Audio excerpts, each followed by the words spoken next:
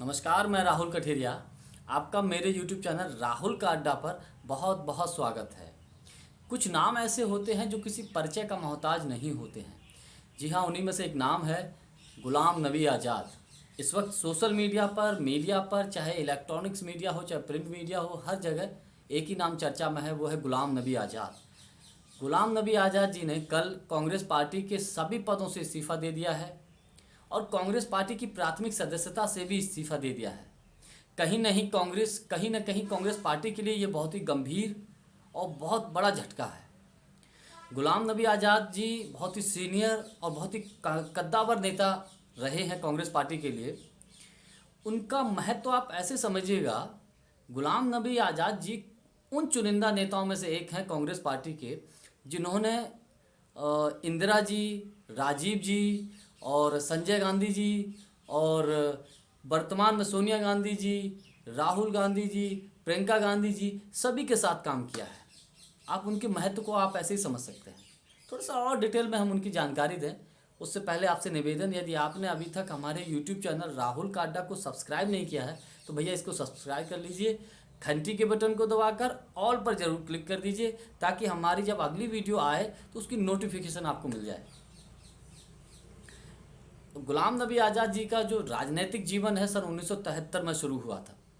इन्होंने सबसे पहले अपने क्षेत्र के ब्लॉक कांग्रेस कमेटी के ये सचिव बने थे और ब्लॉक कांग्रेस कमेटी के लगभग सचिव बनने के लगभग 2 सालों के बाद फिर ये यूथ कांग्रेस के प्रदेश अध्यक्ष बने और यूथ कांग्रेस के प्रदेश अध्यक्ष बनने के बाद कुछ समय के बाद फिर ये यूथ कांग्रेस के राष्ट्रीय अध्यक्ष बने।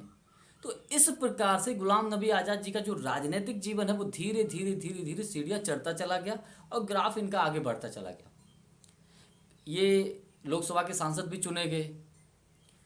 फिर 2005 में जब जम्मू कश्मीर में कांग्रेस की सरकार आई तो कांग्रेस की सरकार में 2005 में ये जम्मू कश्मीर के 10वें मुख्यमंत्री बने और कांग्रेस की तरफ से ये तीसरे मुख्यमंत्री थे। आप ऐसे समझिएगा, जम्मू कश्मीर के 10वें मुख्यमंत्री थे, कांग्रेस के तीसरे मुख्यमंत्री थे। लेकिन राजनीतिक कारणों की वजह से इनको 2008 में अपने पद से इस्तीफा देना पड़ा और इस्तीफा देने के बाद फिर 2009 में, चूँकि केंद्र में भारत सरकार जो थी वो कांग्रेस की सरकार थी, केंद्र में कांग्रेस की सरकार थी, तो 2009 में फिर ये केंद्र में मंत्री बन गए, केंद्रीय परिवार कल्याण एवं स्वास्थ्य मंत्री बने और 9 से लेकर 2014 तक रहे। हालांकि 2014 के लोकसभा के चुनाव में कांग्रेस की हार हुई और हार के बाद कांग्रेस विपक्ष की भूमिका में आ गई। फिर ये राज्यसभा के सांसद चुने गए और कई बार राज्यसभा के सांसद रहे भी हैं। फिर कांग्रेस पार्टी ने इनको राज्यसभा का नेता प्रतिपक्ष भी बनाया। आप ऐसे समझ सकते हैं कि गुलाम नबी आज़ाद जी एक ऐसे नेता हैं जिन्होंने राजनीतिक जीवन शुरू करने के कुछ समय के बाद ही ये हमेशा लाइमलाइट, पद और प्रतिष्ठा में हमेशा आगे रहे। पद और कद हमेशा इनके पास रहा।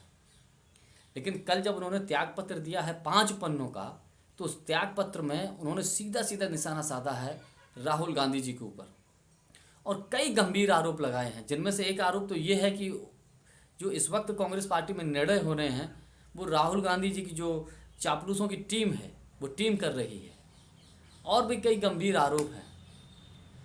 लेकिन कांग्रेस पार्टी के नेताओं का दबी जबान से ये आरोप है कि कहीं न कहीं गुलाम नबी आज़ाद जी राज्यसभा के लिए टिकट मांग रहे थे। अभी जो 10 सीटें कांग्रेस की तरफ से प्रत्याशी थे उनमें से एक सीट वो भी चाह रहे थे, लेकिन उनको राज्यसभा की सीट नहीं मिली। इसी कारण से वो नाराज़ थे और इस वजह से उन्होंने जो है कांग्रेस को छोड़ दिया है।